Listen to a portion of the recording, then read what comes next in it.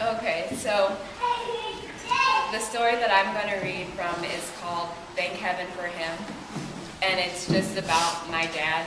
There he is.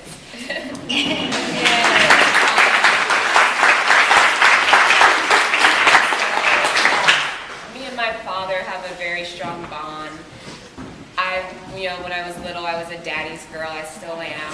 And throughout the years, our relationship has grown, and I just really adore him. Dad, you're my hero. And this part that I'm going to start with is from when my dad was just called to serve he's a Marine. He was called to serve in Operation Desert Storm in 1990. And so that meant that me and my brother, Robert, where are you? Robert had to move in with our grandparents, and just the whole ordeal of dealing with that.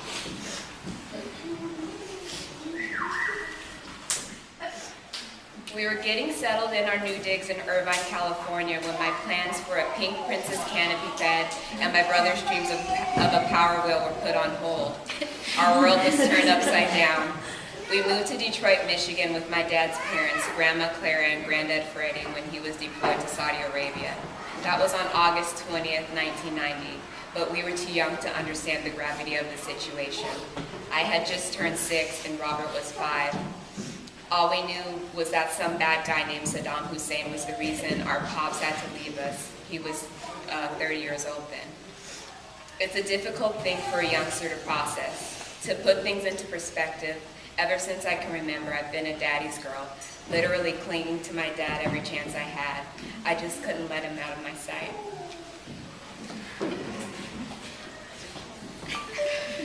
Sorry. When I knew he was about to leave, to run an errand or to see a friend, I would latch onto his ankles and commence crying my eyes out.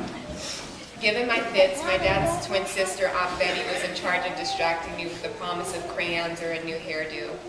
There's photographic evidence of me looking like a distraught baby koala wrapped snugly around her Papa Bear's leg.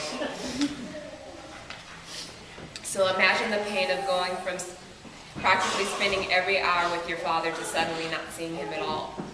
Operation Desert Storm wasn't the first time Dad was away for an extended period. It was the first absence, however, that I can recall.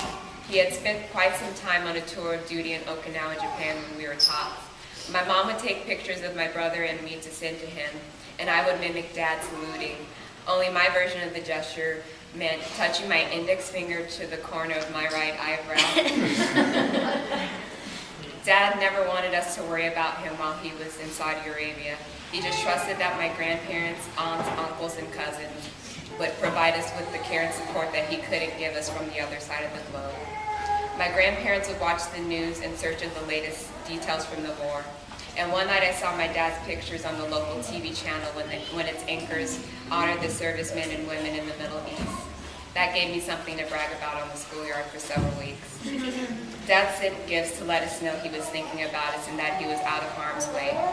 That Christmas, we received our very first boom box, fully equipped with 2 tape decks and 2 microphones.